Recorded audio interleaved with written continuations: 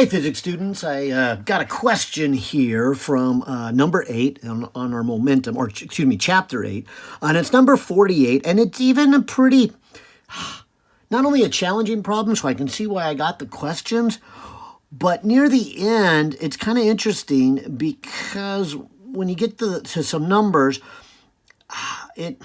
well, let's just get there, but it says discuss how spin on the ball might be converted into linear kinetic energy in a collision. And I was taken a little off guard, and I kind of understood now why I got this question, because your author starts chapter 8 and says, let's not worry about spin or rotation yet. In fact, that is the chapters we're starting this week. The mechanics of spin and rotations are a bit more difficult than translational motion, and you'll hear me say that in the lecture and as you begin to read it. And so you really have to understand translational motion before we dive into rotational motion, or in problems that are really hard, which have both translation and rotation in them.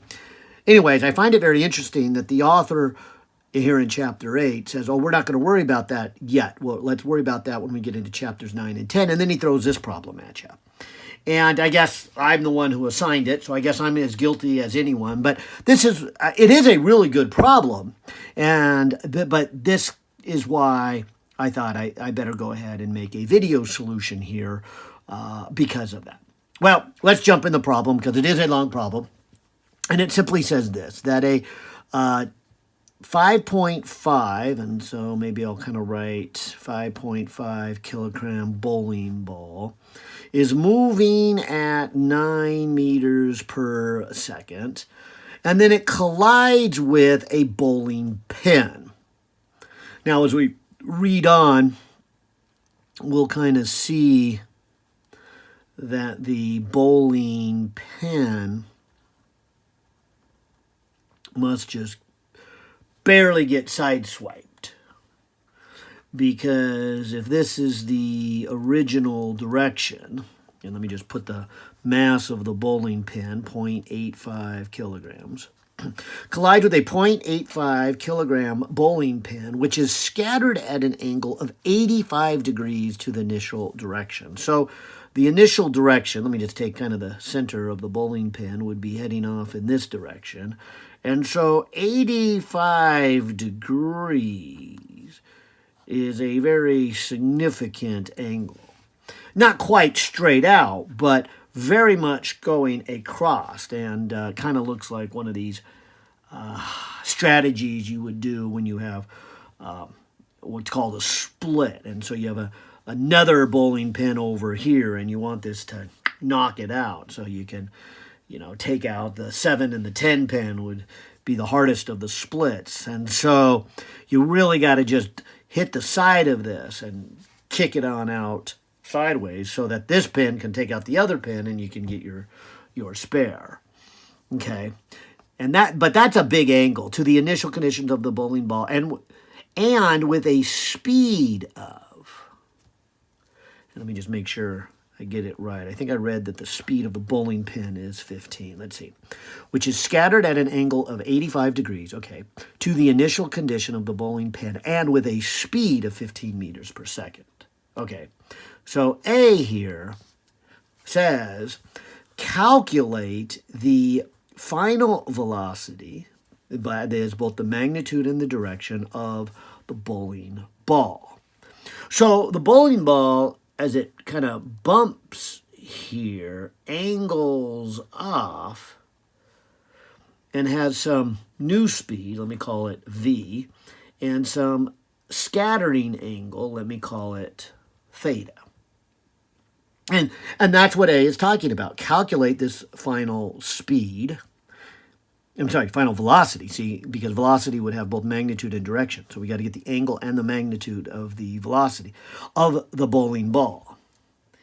And hopefully, not only because it's chapter 8, but what you learned in chapter 8 is anytime you have a collision, kind of the first thing going off in your head is conservation of. And so in this case, I guess I would make two columns that say initial momentum is final momentum.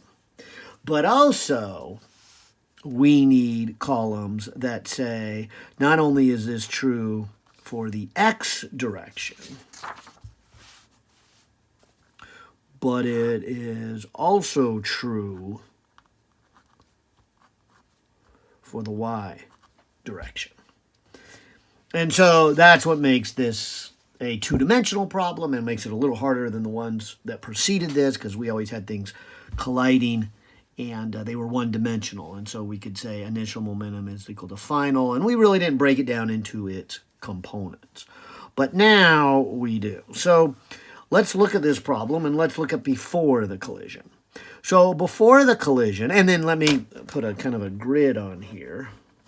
So kind of the traditional XY axis. But the bowling ball is moving, and so if I go MV for the bowling ball, so here's the mass of the bowling ball, 5.5, and the velocity is 9. And again, for completeness, let me put the mass of the bowling pin and its initial speed. And of course, this is the one that comes out to be 0, so you might be thinking, you don't really need to put that. And you're right, but I want you guys on the receiving end of this to realize that, when you do conservation of momentum, you got to do both objects. And so having a 0 there is kind of nice. So 55 times, or 5.5, times 9 comes out to be 49.5. And then, of course, 0. And then my units, to be a little more complete, would be kilogram meter per second. Okay, that's the x direction initially. Now, maybe if I apply the same thinking to the y direction, I would go 0 plus 0. Because the bowling ball has no velocity in the y direction, so it would be 5.5 times 0 speed in the y direction, and the bowling pin would have 0.85 times 0 in the y direction. So again, these are our initial conditions. So 0 momentum in the y direction initially, but 49.5 units of momentum measured in kilogram meter per second in the x direction. Okay, now let's talk about after the collision. So after the collision, we have the, let me do it in the same order. Bowling ball first. Bowling ball is coming up at an angle here. And what that would mean is you can think of this as having so much momentum in the x plus so much momentum in the y. And hopefully you're starting to get a better feel for the trigonometry, the calculus that goes on here. Because we first started doing components when we did projectile motion. And so when we said we fired something up at an angle, we said, how much does it have initially in the x and how much does it have initially in the y? And that's what I'm doing here. So I'd say I'm repeating that. Now,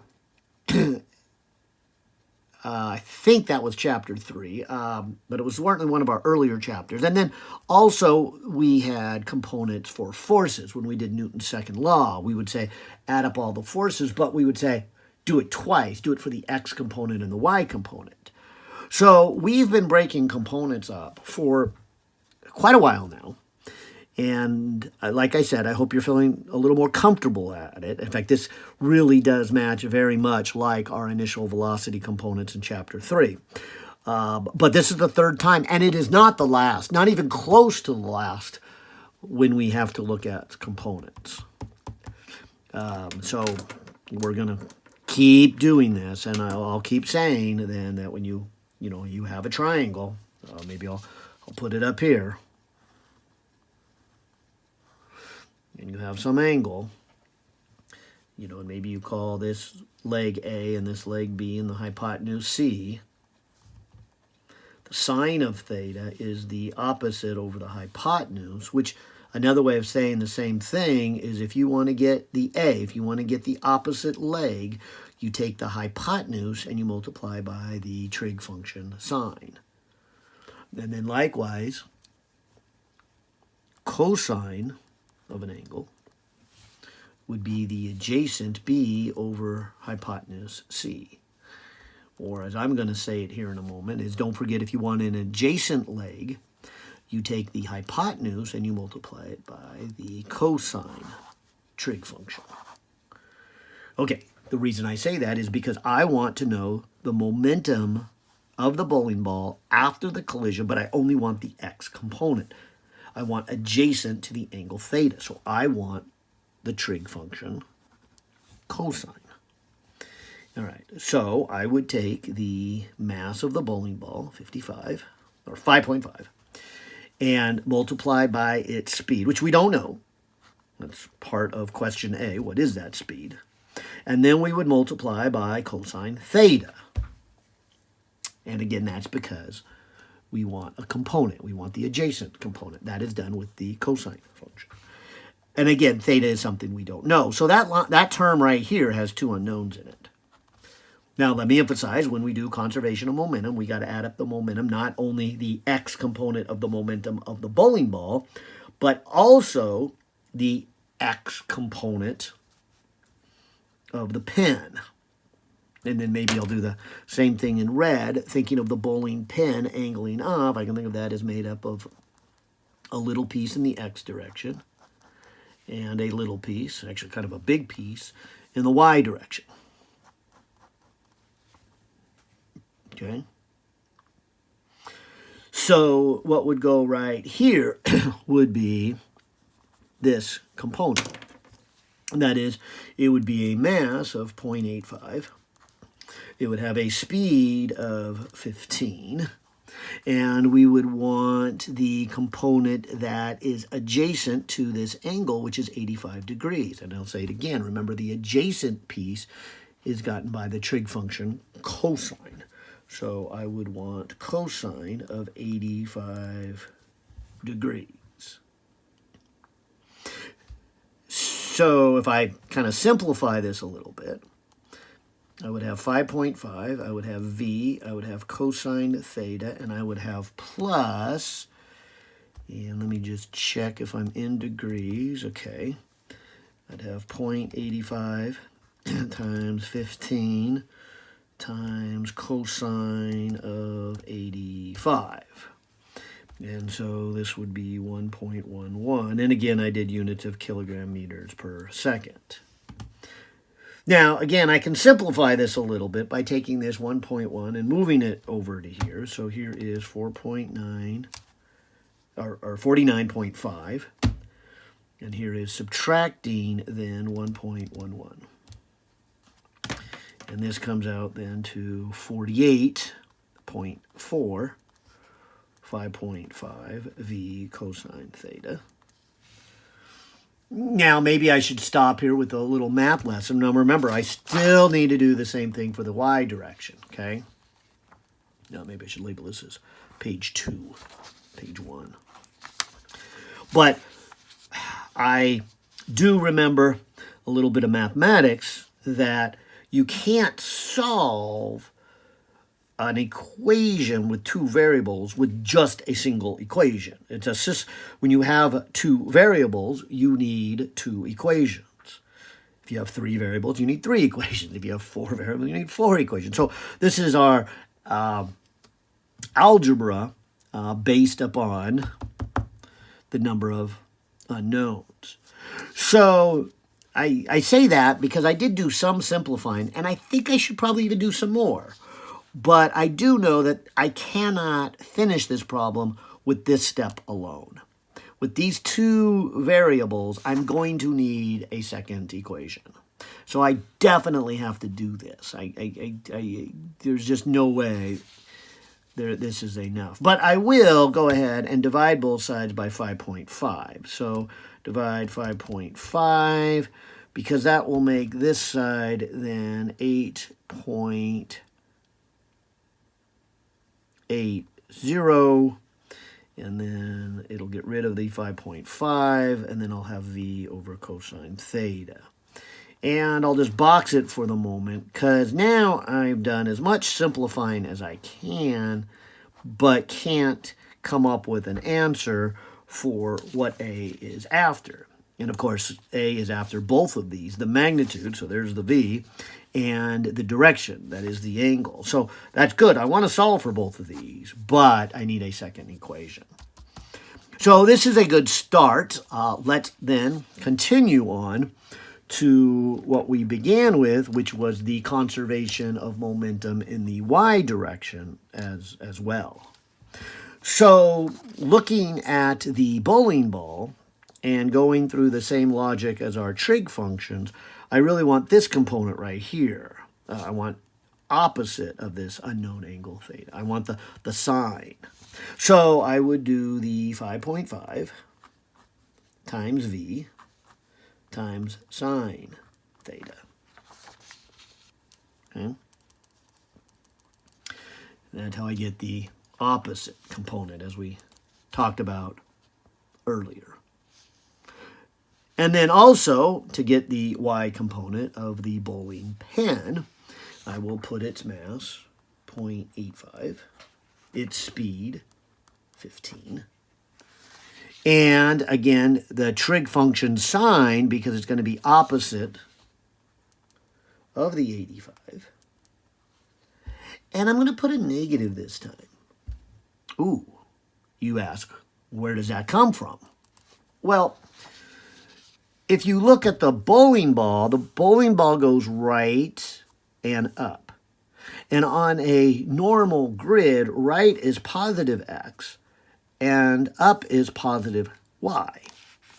So when I did the x component, I didn't even mention it, but I put a positive because it was going right.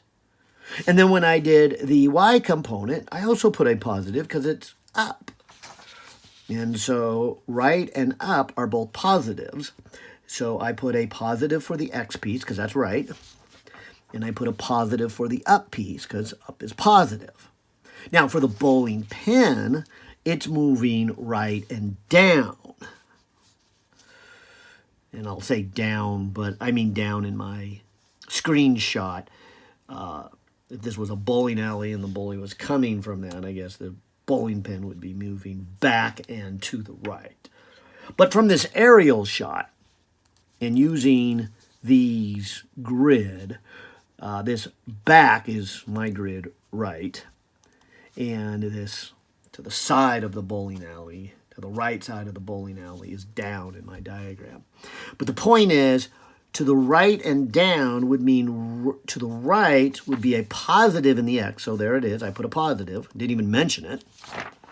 But now I'm putting a negative, and I am mentioning it and pointing it out. So there was a reason I put a positive here, and a positive here, and a positive here, but also a negative there. Okay? And then, of course, you can see now I have an equation with the same two unknowns. And so give me a moment to simplify this. But when I do, you are going to see I'll have a second equation that has the unknowns v and theta. And so then I'll have two equations here, this one, and the two unknowns. So grabbing my calculator again and maybe doing this term, so 0.85, and then multiplying it by 15, and then multiplying that by the sine of 85. I get a number that's 12.7. Now remember, it's a negative 12.7, so I'm going to move it to the other side of the equation and make it a positive 12.7. And then this would be the 5.5 v sine theta. And if you let me then also divide both sides to simplify things by 5.5, this would be a 2.31 v sine theta.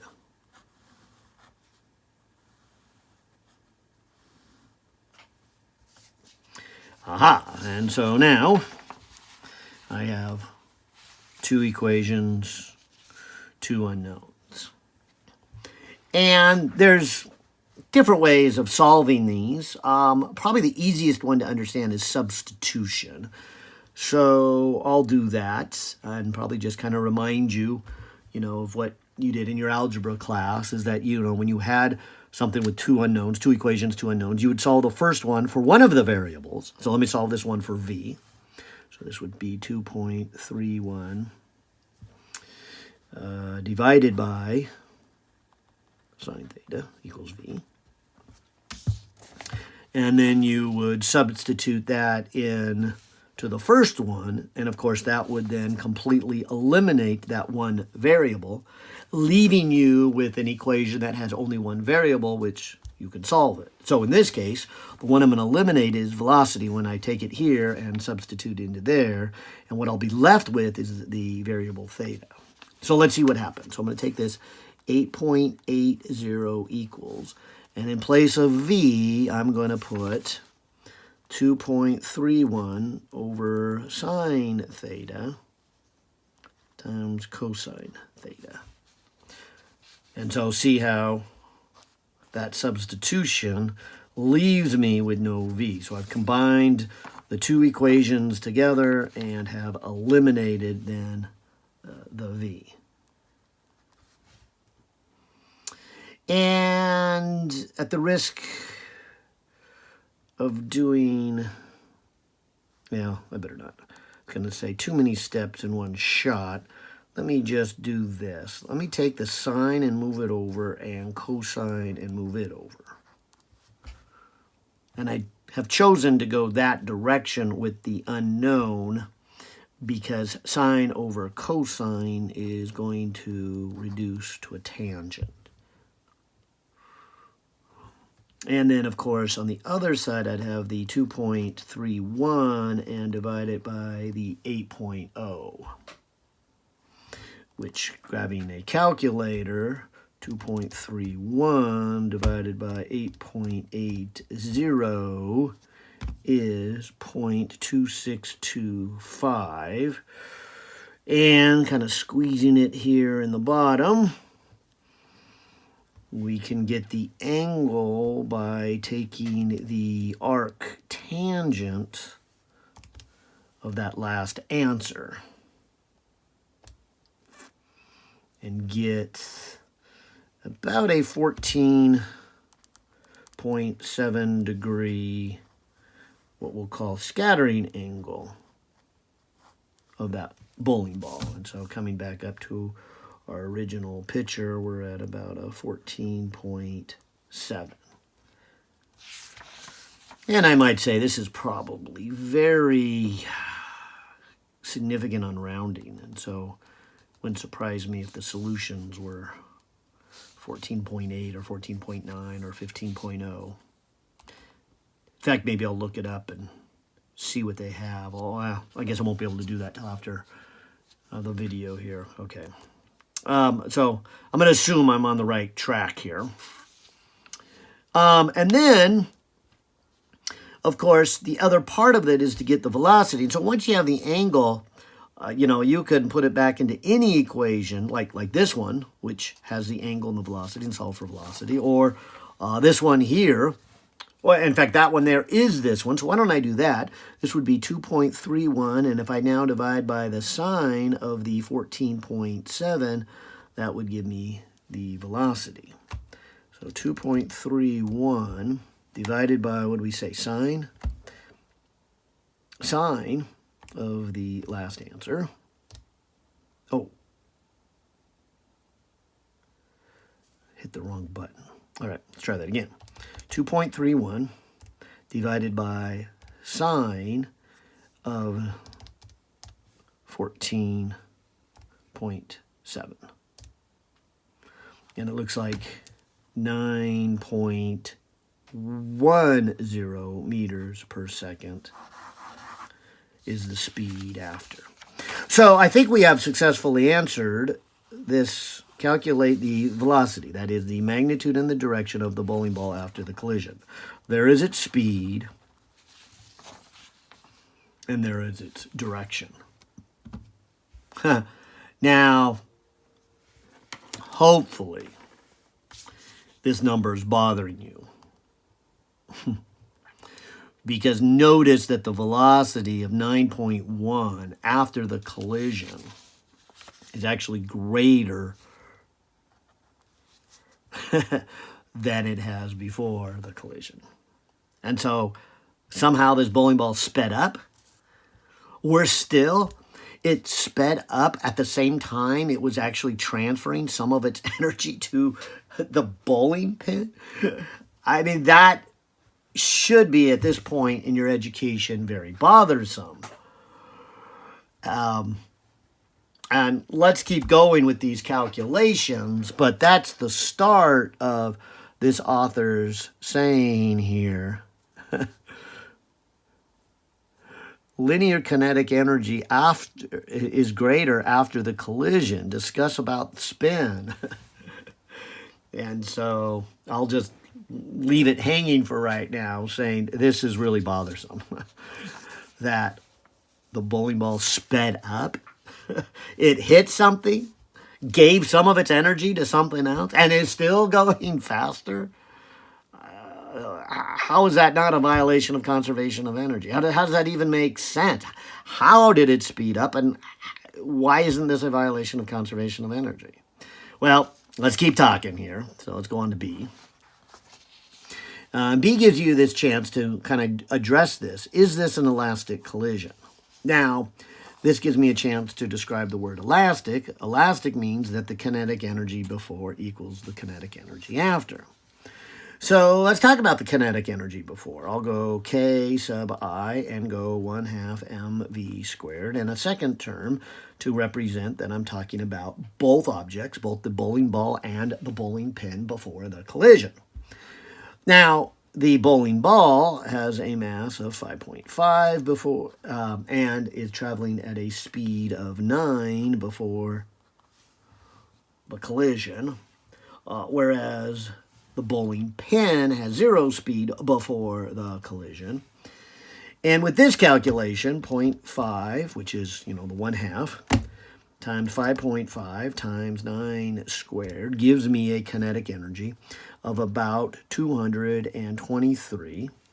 And I suppose if we look at our units, mass is in kilograms, speed is in meters per second, and we would square it.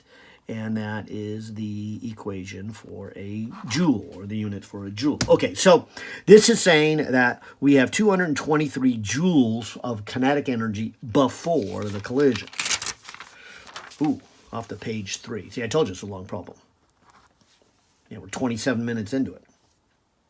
Now, after, and so I'll say final, the collision, and I'll do the same thing, a 1/2 mv squared and a 1/2 mv squared, and maybe you'll put like first object, second object, okay?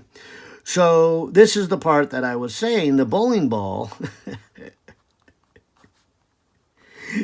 because of its higher speed, is going to have more kinetic energy alone than the 223, but in addition to that, the bowling pin has a significant, really, amount of kinetic energy also. I mean, it's moving at 15 meters per second, although it doesn't have much mass. And so if I put these together, so there's my 1/2 times 5.5 times 9.1 squared, and we'll add that to 0.5 times 0.85, 15 squared, and I get about 323 joules. Okay, so now remember back here on page 2, we said before the collision it had 223, and after the collision it has even more. Okay, so yes, hopefully this is bothering you, but also it is leading to this equation. Is it elastic?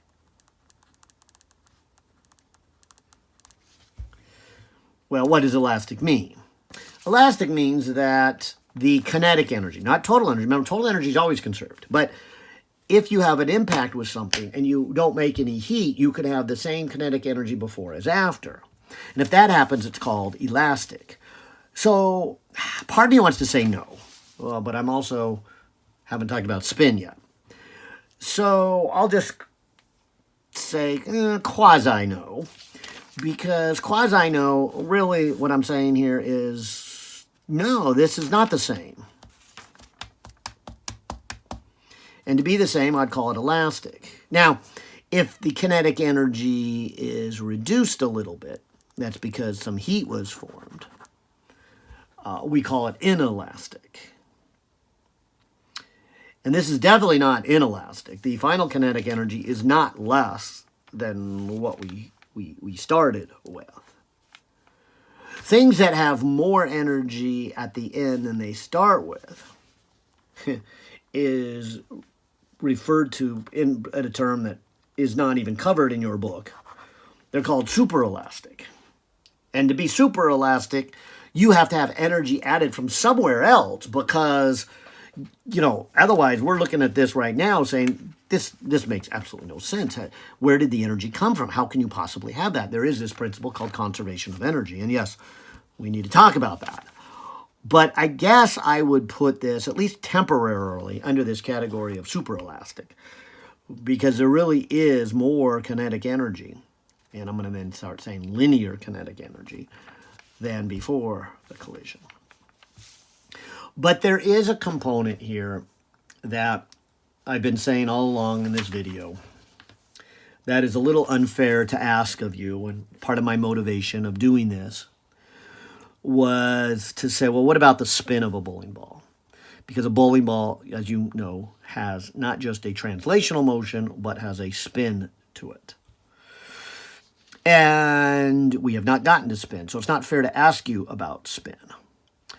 But maybe we can take this as a lead-in into chapters 9 and 10, where we are going to discuss spin. And it says here, discuss how spin on this bowling ball might convert the linear kinetic energy. In other words, come back to our picture.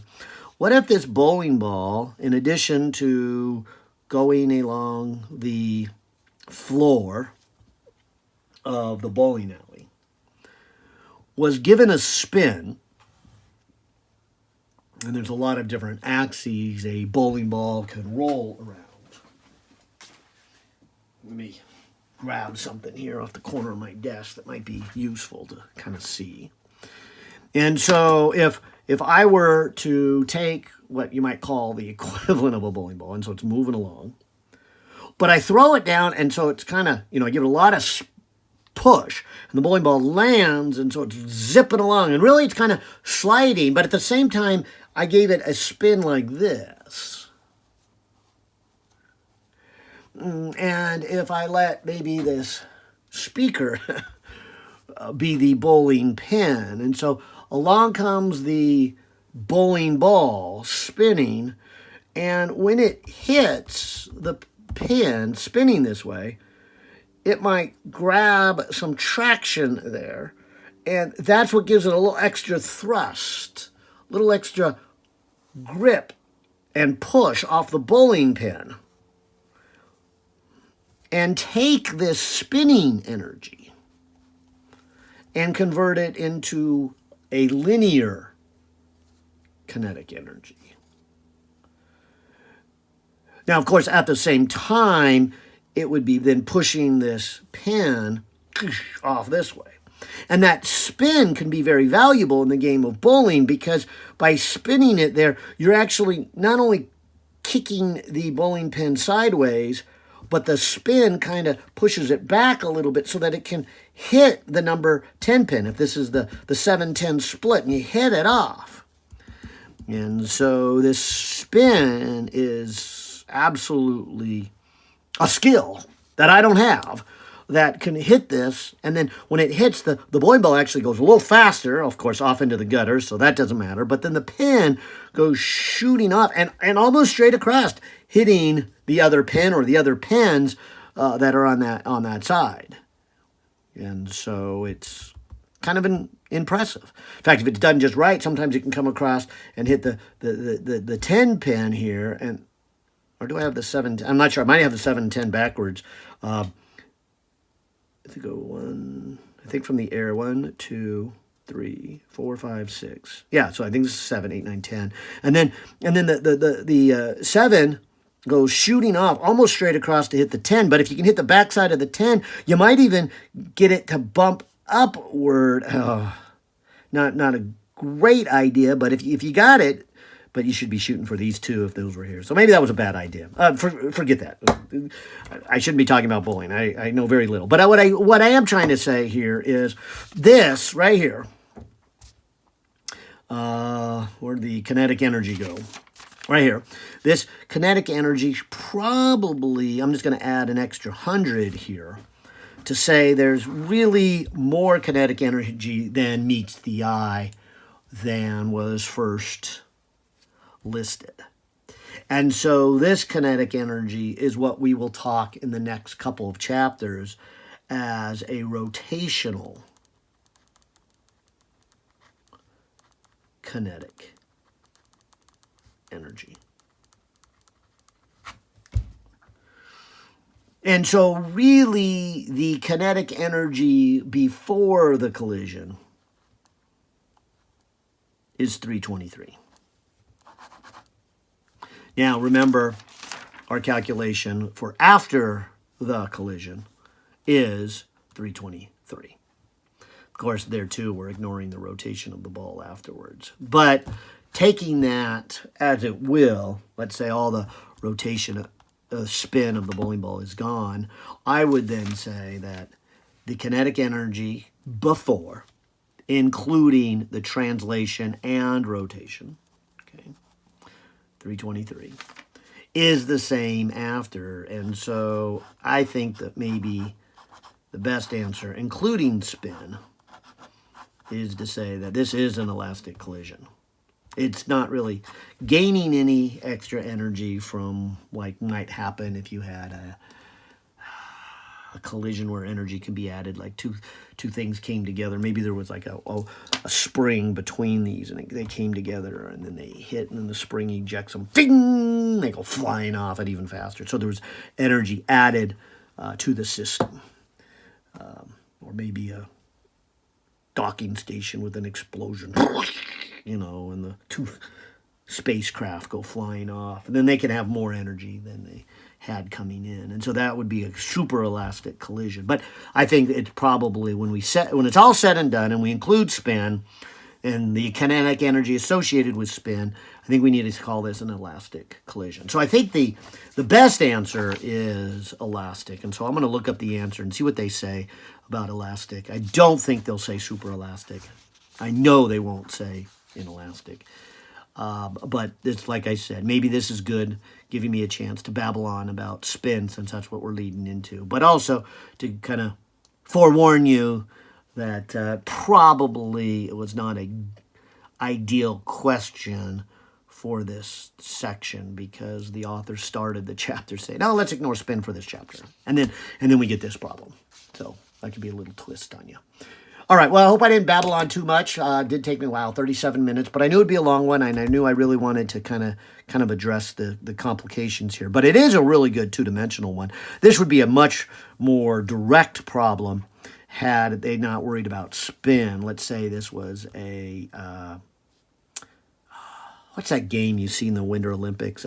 Curling, where they got that big disc that has no spin to it and it just comes along and hits another big disc and knocks it out, and they got to land at certain points to get, or certain places, and that's how you get your points.